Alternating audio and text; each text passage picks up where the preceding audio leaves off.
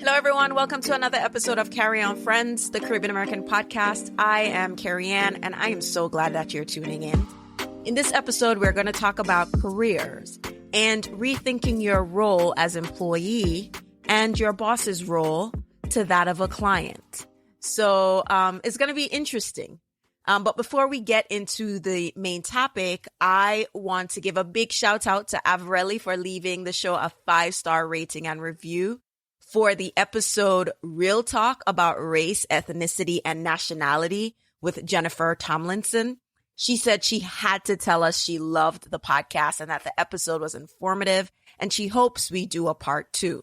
There was so much that she said, and myself included, did not know. And in these times especially, it's so needed in our community. Avreli, thank you for listening and being part of the Carry On Friends community. Thank you for rating that episode. And yes, that episode, Real Talk about race, ethnicity, and nationality, was powerful. If you haven't listened, you definitely should give it a listen. I'll include a link in the show notes. And if you have listened, let me know what you think. A part 2? What would you want to be in a part 2? What questions do you have? I will also include a link to a feedback form to let us know what you think. All right. So drop your feedback, your comments, any follow-up questions you might have from that episode. I want to hear from you. Chris wants to hear from you. Jennifer wants to hear from you. Thank you so much for supporting that episode. All right. So let's get to our segment, Wagwan. Wagwan is where we talk about whatever updates and announcements in the Carry On Friends universe. And for this edition of Wagwan, I'm excited to tell you that we have a new look on the website. Now, this might be stale news for some because you've probably visited the site and noticed there's a facelift. But I wanted to wait a little bit to work out, the other little tweaks that may need to fix when you update a website, redo it just to make sure everything is functioning. But it's been up for a little over a month now, and I am excited that we've had a facelift. The old site has been there from 2015. So let me know what you think. There are new sections, Read and Carry On, where it's a complete section dedicated to books, fiction books, by authors of Caribbean heritage. That's my favorite, but also it will include some nonfiction books as well. So make sure you go on the website, check it out. Let me know what you're thinking. And as always, I'm going to leave the link to the feedback form in the show notes. Also a link to check out that episode that we're talking about, Real Talk about race, ethnicity, and nationality. And that's it for our Wagwan segment. And now let's get to the main interview. Hello, everybody. Welcome to another episode of Carry On Friends, the Caribbean American podcast. I am so hyped. I'm so excited. I'm so pumped because my guest is none other than the one and only Dalan Vanterpool, representing the British Virgin Islands, but currently in Panama City. What's going on? Maybe you're not in Panama. I'm in Panama. What's going on, Carrie? What's going on, Carry On Friends family? Glad to be here. I'm so excited. What I love about podcasting is being able to make connections. And I can call Dalan a friend, a brethren. Like, he's that one who is going to help me keep up with the foolishness. He's going to be like, yes, do it. And I'm like, yes. But on a serious note, we're here to have a conversation about something that I've talked about on the podcast. Dalan has just written a book. And so, Dalan, why don't you tell the people a little bit about yourself? And I think I already told them where you represent, but just a little bit more about you. Sure, no problem. What's going on, Carry On Friends family? My name is Dalan Vanterpool. I'm originally from the British Virgin Islands, but after living in about 5 different countries, I've now settled in Panama City. When I say Panama City, I have to specify, not like a beach in Florida, like the Spanish one.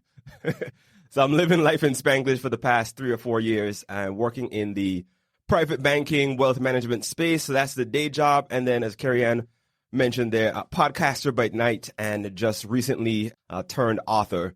So that's kind of a little bit about me. I'm all about financial freedom, trying to get people more financially literate, not necessarily so that you're getting rich just to be rich, but I'm all about trying to get us to the place where we can enjoy a better balance of time, money, and freedom. Because I think if you have any one of those things out of balance, some people have a lot of time, but they don't have any money to do anything. So they're just at home worrying. So you get any one of those three things out of balance, I think you have a more difficult time. But getting people empowered financially so that they can start living their lives, doing things for their family, and making choices based on what's best, no more so than just what's affordable. So that's my whole mission in life here, and I'm trying to get it done, trying to get everybody skilled up and empowered. We're going to upskill the people them. All right. So let us talk a little bit about the book, because that's going to be the starting point of our discussion, not necessarily to only promote the book, but you should read it, but things that we truly believe in. So the book is called No Boss, Only Clients. And you and I believe that our full-time job is our biggest client. And, you know, as a financial person, you know that you want to diversify your client base. Yeah. So when one big client decide that, I no longer need your services, you know, what happens? So let's talk about the book, why you wrote the book, and some of the things we feel strongly about, like some of these tropes that we see on social media. You know, the one that I always find puzzling is quit working on someone else's dream and work on your dream. And I keep saying, but if they quit and you grow your business, you wouldn't want somebody else work on your dream. Like that, the maths don't add up. I'm like a count finger, like, wait. Exactly. So talk to me about the book. All right. So before we get into the book, I want to actually talk about the same principle that you're talking about here. People are on social media, especially. I don't know. It feels like it's more so on Instagram, maybe because they can pose better with the pictures with the Ferrari that they just rented for 3 hours. But I digress. But people have this thing, a lot of folks have this thing where they're throwing out this idea that the only path to wealth, or the faster path to wealth, is by quitting your job and don't work for somebody else, don't build somebody else's dream. And I just, like, having worked in private banks and being a wealth manager and working with actual rich people, I mean, having helped people buy islands and having helped people, I had one client who was literally there stressing out, trying to decide which castle to buy. So I'm talking about legit rich people. And when I talk to the rich people who are not on Instagram, who actually have like real money, not just photos, they don't think like that. It's not, when I study their stories, a lot of them will give the story and they'll say, look, and I started out building the foundation of this wealth by working in XYZ company. I worked for so-and-so to learn the trade, to learn the game, to understand what's happening. I mean, you take me, for example, I want to understand how people get rich. So I have two choices. I could decide, well, I'm not going to work for anybody. I'm just going to go out there and Google it. Or I could get a job counting rich people's money and helping them grow it. The best way to understand how rich people get rich is to help rich people get rich. You know what I'm saying? So you sit there, you take notes. I think people are a lot of times discounting the amount of value that you can get from being focused and working within a bigger organization. Now, I think the problem is this, right? To give the quit your job people a little bit of credit. I think what they're trying to say, I hope what they're trying to say, or a better way to put it, is that you're not necessarily building somebody else's dream. It's about you taking on the mindset of, you say in the book, No Boss, Only Clients, that the people who are involved, everybody who's involved in the chain of things that gets you paid, these people are not your boss. These people are your clients. It's like you go and pay Apple for an iPhone. You think Apple thinks that you're their boss? No, you're their client. That's the same way they approach it. So why are you then not approaching your job the same way and saying, okay, if I'm in an organization putting in work, I'm doing all these hours, hey, I'm not working for them. I'm doing work. There's a difference between doing work and working for somebody. I'm always doing work. I'm not working for you. I'm working for me. Always work for you, right? Carry on, friends, family, like always be working for you. You do work for other people, but you're working for you. So when you start treating it as these people are my client, it changes the power dynamic. And this is not just a philosophical thing.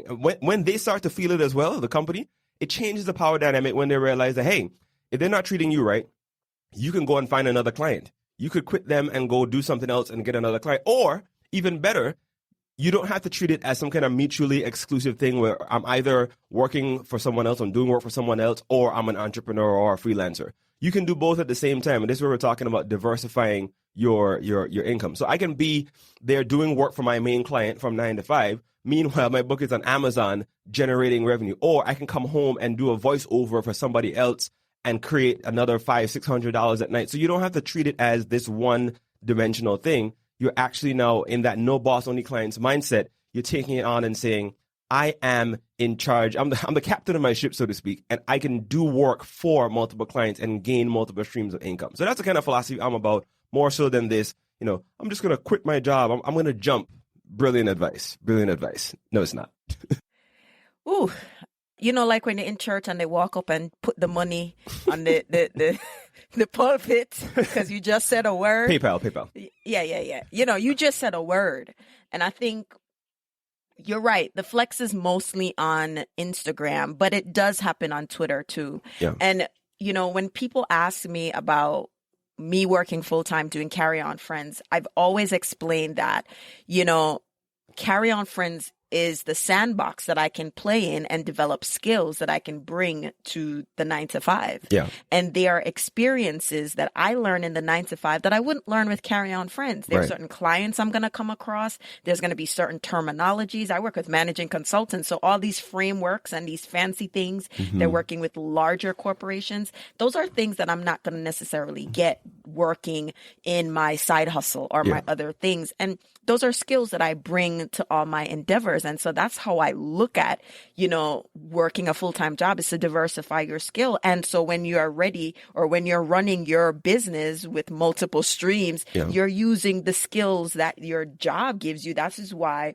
they're your client, because you're learning from them as much as they're taking from you to do the work. Yeah, as you even mentioned the skills, I think if we really sit down and stop wallowing in the, oh my gosh, my boss, oh, I hate working here. Like, yo, leverage the situation. Like, get your certifications paid for. Get your education stuff paid for. Build your network like crazy. I mean, I worked at big four accounting firms, you know, this is like 10 years ago. And I can still, if I show up in Atlanta tomorrow morning, I can call up the CFO of some major company. I can call up partners and be like, hey, let's go have a drink. Let's go play golf. Let's have lunch. So build your network and use the access that these organizations give you, right? They give you access, as you're saying, to different things, different people, different platforms. Use that so that if or when you do decide to jump out and do your own thing, you have all those tools with you and you're not just going out there trying to start from zero. So you got to leverage these things to build your income and build your network. All right. So, you know, I was looking in one of our WhatsApp chats and we talked about the idea of romanticizing entrepreneurship. And we're not necessarily saying it's a bad thing, but the unfortunate thing about COVID is that we've really realized that you have to diversify and have multiple streams of revenue, right? And entrepreneurship is romanticized. And I had a guest, Deborah Sandler, who said it. The hardest thing about being an entrepreneur is knowing that people are relying on you to take care of their family. And you said something to that effect. What is this mindset about romanticizing entrepreneurship compared to the rich folks that you work for and how they approach or view entrepreneurship? Yeah. And as you said, this is not an anti-entrepreneurship. I'm actually very much, I may be more pro-entrepreneurship than it sounds. I come from an entrepreneurial family, always been involved in trying to do things. I mean, literally in preschool, I got in trouble. I'll tell you this story. I got in trouble because my parents just bought me a pack of 10 pencils. I've told this story somewhere on one of the podcasts before. They bought me a pack of 10 pencils, sent me to school. And I'm at home like, wait a second. If I have 10 pencils, if I break one in half, that means I have 2. So technically I have 2 pencils. I'm good.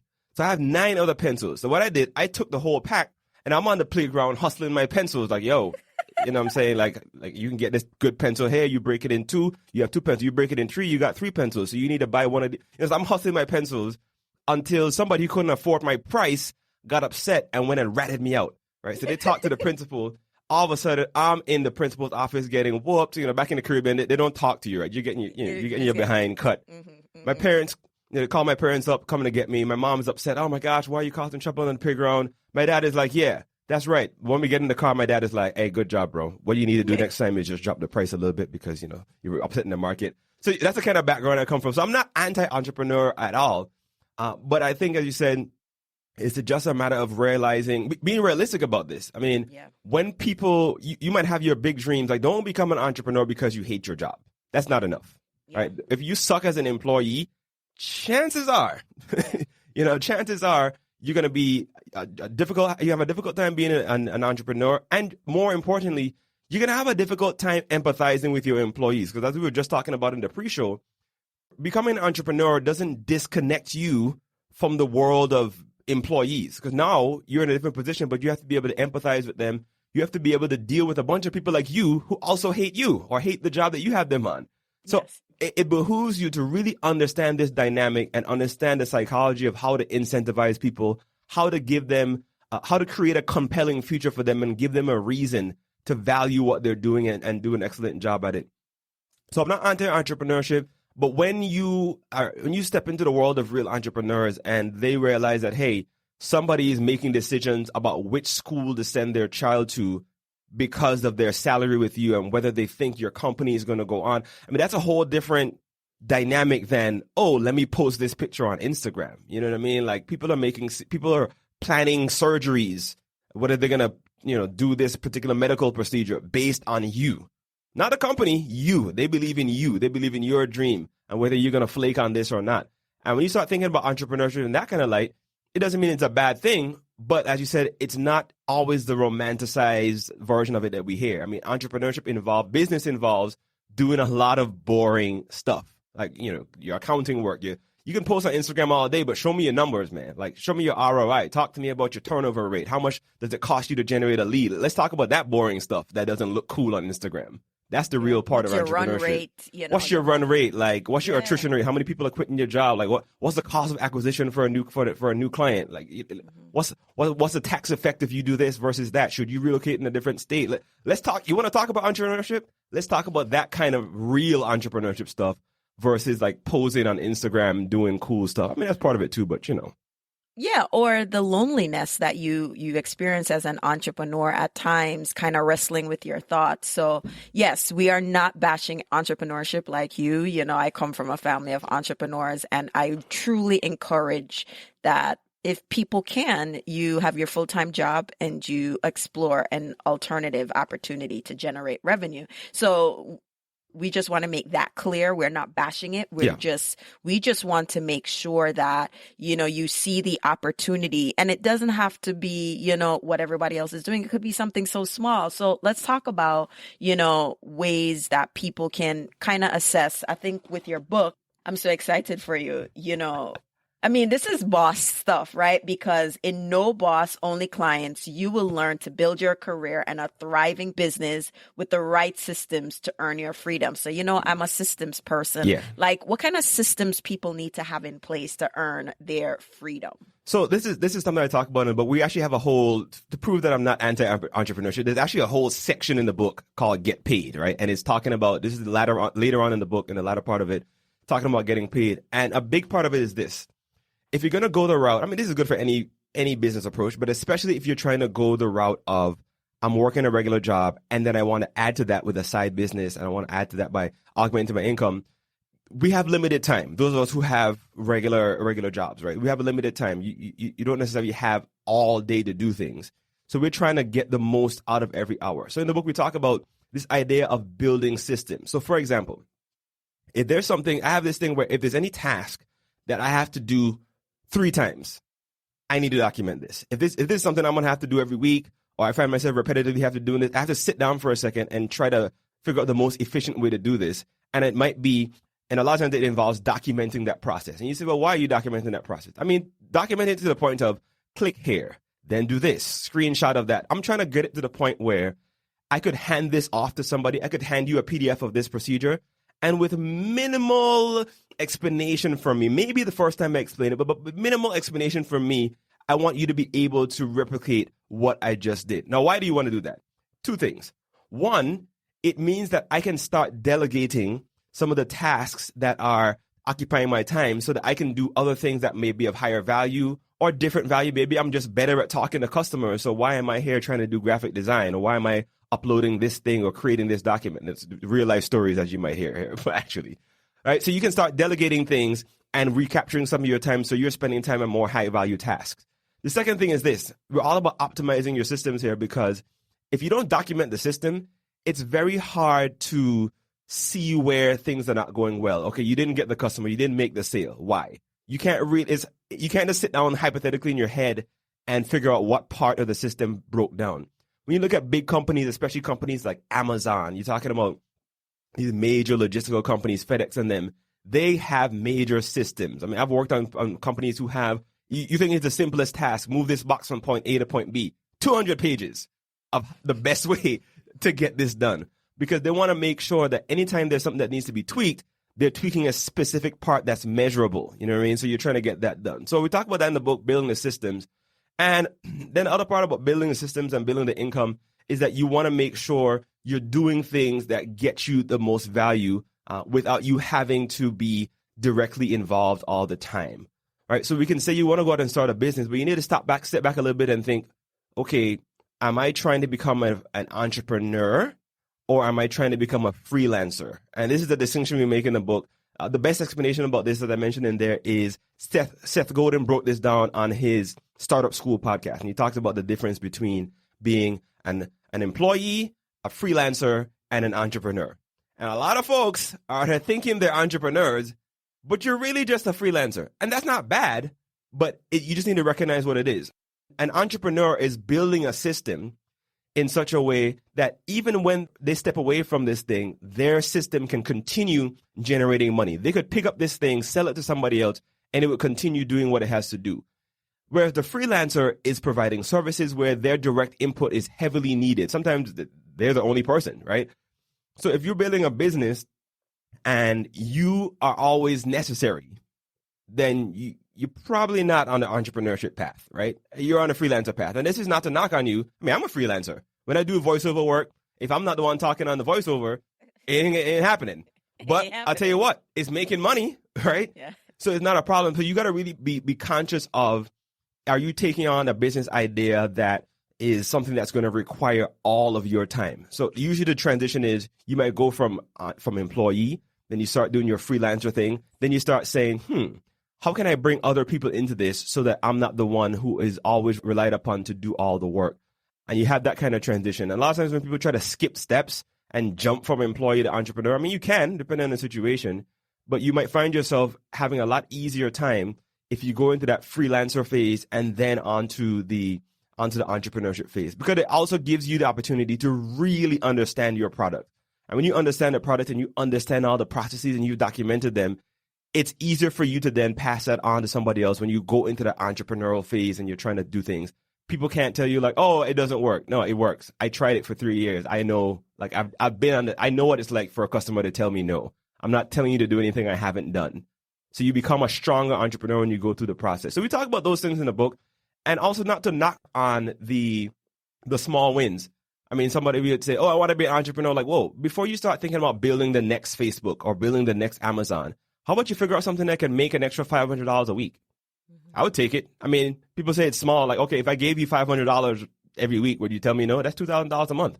All right. And we talk about making $100 move every day. This doesn't necessarily mean that you're going to make $100 in cash, right? But are you making that phone call? Are you making that pitch? Are you starting that proposal? Are you sending that thing out? Are you doing some work on your project, right? Because you want to make that $100 move every day.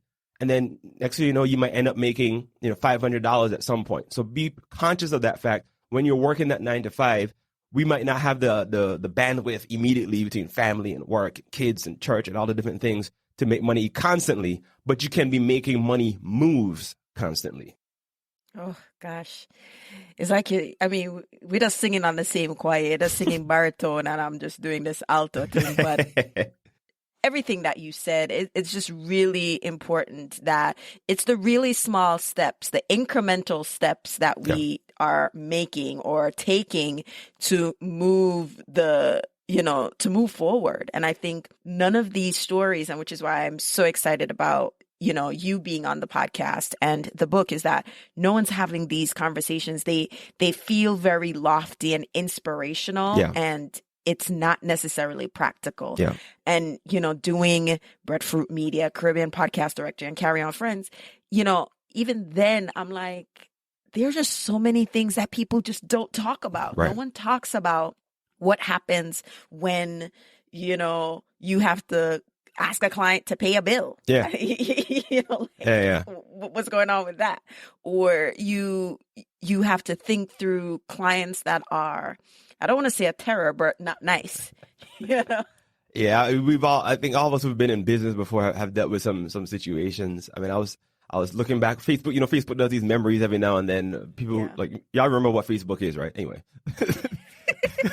So it pops up every now and then. I happen to find myself on Facebook just checking on things, and it pops up these memories. At one point, I was running this business where we moved from being musicians and we were actually entertainment brokers, right?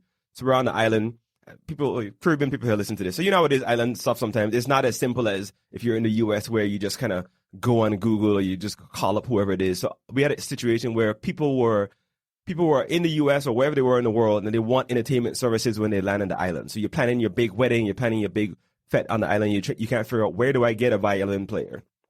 Where do I get a DJ? Who's good, who's not? So we started saying, okay, look, let's build this into an actual entertainment brokerage where somebody could stay online, build the website, and they could shop from anything from a DJ to a band, a singer, a belly dancer, albino pygmy, whatever they needed for the occasion. They could. Dalan got you. Yeah, we would get it sorted. And trust me, the things I've seen there with some clients, man, when you get the bridezillas, I mean, you run into a client who is telling you, I only want to pay $500 for musicians, but then you're looking at the budget. I'm like, yeah, but you just spent, $4,000 on flowers. Like, you want a silent wedding that's pretty? Or, you have to have those kind of conversations. I've seen wedding planners get cussed out because the sun didn't set at the exact moment when the first kiss was happening. You didn't control the sun properly, so Bridezilla's upset with you. Or, when you have to deal with those kind of things, or, you book a band and, the drummer misses the boat. What are you going to do? You know what I'm saying? Like, these are real situations that you have to deal with. And those are not always the most pleasant things that you have to deal with, but these are real business things that you end up having to deal with as, freelancer / entrepreneur. Listen, I was like laughing, but as they say in Jamaica, you have to take serious thing, met joke, because what else you're going to do? Like, you vent to your other friends, of course, yeah. But in that moment, what are you going to do? I want to circle back to something you said. You've worked with a lot of rich people. You help rich people make money. What are some of those entrepreneurial mindsets that the rich people have or people need to start adopting? Yeah, so over the years, I've really taken the time. Some of them are just clients, and then some actually become friends. They sit down and talk with you. So some of the high-level principles I noticed that they have a different mindset for is that, one, they're operating from a different perspective, right? A lot of us operate from a perspective of scarcity, where they look at the world with a perspective of abundance, right? They're thinking to themselves, they don't look at the world and say, oh, I can't do this. They look at themselves and say, what do I need to build in order to make this happen, right? Who do I need to talk to? Who do I need to call? How do I need to move? And their time horizon for things is often a lot longer. I realize they have, and it's not that they're complacent. They're not complacent at all. They're actually very aggressive, but they think about things as, okay, how can I make this happen in the next 5 years, 10 years? They're thinking very, very long term versus, geez, it's Friday night. How am I going to make this money for the weekend? How am I going to buy this car next year, whatever it is? They're thinking, if I start this now, even if I'm making a loss for the first 2 years, is this free cash flow going to turn around within 3 to 7 years? Those are the kind of conversations they're having. So I think a lot of us need to kind of adjust. Whenever you come in to talk with a real investment broker, they're going to ask you, what's your investment horizon? That's always the conversation. And that's just investment talk for how long are you planning to stay in this? Are you thinking about a 5-year kind of thing, a 2-year thing, a 10-year thing? Because that affects the kinds of investments and the allocation for what you're trying to do. So we really need to start adjusting our time horizon for a lot of stuff we're trying to do. Why does that matter? Because time in the market matters, right? If you come in and say you want to make $100,000 and you want to do it in a year, that's a very different conversation than if you say, I want to make $100,000 and I want to do it over, 5 to 7 years. Because of the impact of compounding, this is another thing that rich people are really focused on, right? And we talk about this in the book, understanding this idea of compounding interest, right? This is how millions and millions of dollars are made. And simple for folks who may not be super financially into this kind of stuff. So compound interest is simply this. You have $100, you earn interest on it, all right? So that's simple interest. You have $100, you make $10 interest, you're good. Compound interest says, the next round, we're actually going to earn interest on the interest that you made the first time. So if you earned $10 on that $100 in round one, next time we're going to add that $100 to the 10. So now you're earning interest on $110, right? And you keep on stacking it and stacking it and stacking it. So each go around, you're earning interest on a little bit more. And this is kind of the principle that a lot of rich people are using to get their money up a lot faster. Now, the thing about this is that you have to have patience, right? It's a slow build, but once the momentum gets going, you're making money a lot faster. I mean, I see folks who come in and their question isn't what can I invest in to make $100,000? They come in and they say, I just had a child.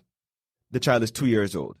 What is the rate that I need to be earning, and how much money do I need to put in an account or a portfolio so that the compound interest reaches to $100,000, $200,000, $300,000, whatever the amount I'm projecting is the cost of a university degree in 18 years, right? How much money do I need to start putting in now so that it compounds to that amount?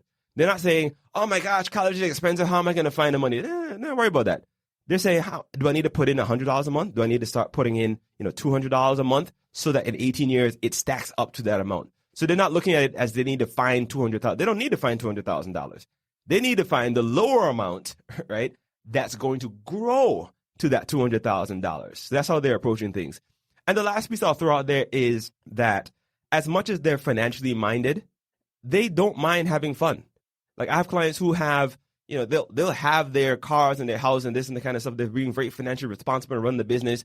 But then, they go out and they buy a Suzuki Jimny because it's fun. They go out and buy like a Jeep Wrangler or some. I had one client who's just into like classic cars. They don't mind spending money on things that don't necessarily make money. But the difference is this. They're not taking that cash from their savings or money that they plan to invest. They try to get some assets that will generate cash flow to buy their toys. You see what I mean? They're not taking toy money doesn't come from your investment money. Toy money doesn't come from your savings money and your actual pay your bills money, right? You're getting your buy my toys money from assets that are generating that cash flow. So that's kind of the mindset we need to start thinking about. So the question isn't how much is that car or how am I going to buy that car? The question is, what value can I create for the market? What assets can I acquire that in X amount of years will generate money for me to buy that cool thing, right? To buy that, to afford that vacation. So that they don't go straight to the cost. They go to the asset side of it first and let that grow into whatever they need it to be. Dalan, I should just let you talk. I don't have nothing to say. I mean, can you believe it? Auntie Carrie's speechless. I mean, if people want the details and all this stuff, go get the book, right? No Boss, Only Clients. Yes. Just get the book. But something that you said in here is a theme or something I love to say. It's a long game. Yeah. And social media doesn't foster a feeling of being patient. You're impatient. You want it. You want that gratification now. Right now. Yeah. And it's like, we talk about this. People ask me all the time. I had Carry On Friends as a platform over 7 years ago. Yeah. And people are just knowing it in the last couple years. But when I built it back then, it was with the intention that it is not for now. It is for when people are ready. Right. I've recently had people question, why is Breadfruit Media, prioritizing Caribbean people wanting to produce podcasts? And culturally, I know we may not be at the level of maturity as America is in podcasts, but I know we'll get there. Yeah. It's the long game. Yeah. And so if you're looking for instant gratification, a lot of times entrepreneurship isn't for you. You're going to be like I've had some people who email me because they're in one business, and in another couple months, I get another email. They switch to another business. Yeah. And then in another couple months, they switch to another business. And to us, I don't know anybody who I like that much that any business they switch to, I'm following behind them. Right. Because to me, it looks like they can't even, it's busy, but it's disingenuous. It's a hustle. It really is a hustle as opposed to a solid business. So as we wrap up, what's the final takeaway other than go get the book, right? What's the final takeaway when it comes to, your career and exploring? Because let's consider that there are other people here who maybe this is the first time that they're thinking about getting a side hustle, or maybe they think like, I don't know what I'm going to do. I mean, I've heard about it, I've thought about it, but I don't know what skills I can create or value I can create and sell that. So what would you say to people who haven't thought about it or are stuck thinking about what they can do? Listen, if you're stuck in a career, and I'm coming from this perspective, not as somebody who has everything figured out. Like I've gone through the phases. I know what it's like to sit in a job and hate your life. I know what it is like to wake up on a Monday morning and lie there in bed looking up at the ceiling like, are you serious? Are we doing this again? I know what it's like to work long hours. I mean, when I quit one of my first jobs when I was working in corporate America, we had a minimum 55 hours you had to work a week. That was the minimum. What you're really working is like 60 or 70, and then you can't really bill all those hours because you're going to blow the budget. So you're working 70, but you're putting in 60. And then the week you hit 54 hours, like people are calling you into a meeting like, hey, what's up with that? Why are you only working 54 hours? And you're like, well, I worked 83,000 hours last week. Can we like carry the one and just be cool about this? Like, trust me, I know the feeling, right? And this is what I would say about that kind of stuff. As much as you think you hate your job or you hate the situation you're in, you hate the financial situation you're in, I would say two things. One, I'm not going to come here and tell you to just be cool about it and be patient. I'm like, no, lean into that hate. Maybe you don't hate your job enough. Right? If you hated the job enough, if you hated the situation enough, you would be pushed. You'd be prodded enough to actually take action and change the situation rather than just sitting around complaining about it, right? So I would say lean into that discomfort, right? Lean into that discomfort. And two, be very specific about what that discomfort is. Is it that you hate your job, or you hate that you're not being compensated well enough for it, right? Be very specific about what it is. Do you really hate your boss? Or do you hate the fact that you're in an organization, you're in a situation where it seems like you're going to have to wait for somebody to die for you to make progress? Because so progress is a situation. All right. So if progress is a situation, this is not about your boss, because we can find another client to get you the progress you need. Lean into the discomfort and be very specific about the source of that discomfort. And then the last piece is this.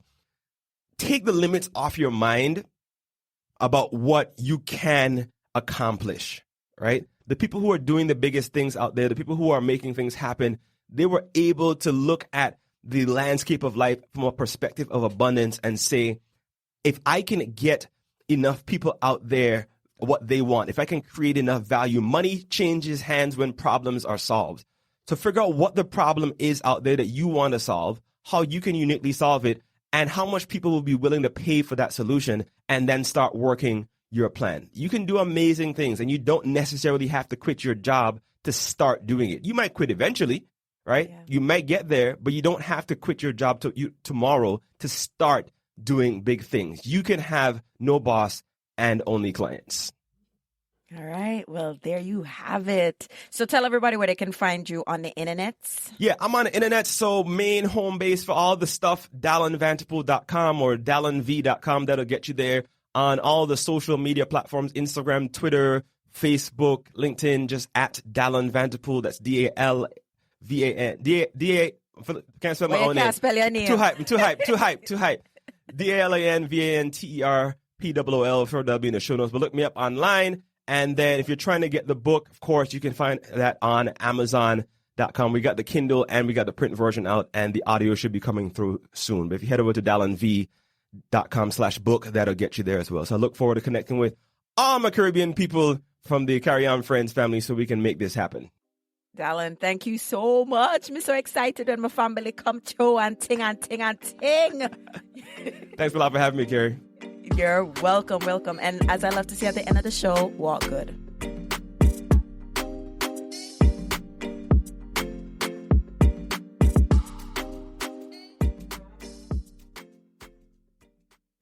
The Carry On Friends podcast is produced by Breadfruit Media, and new episodes are available every other Tuesday morning. You can listen to the podcast on the website, carryonfriends.com, or you can listen on Apple Podcasts, iTunes, or wherever you like to listen to your podcast.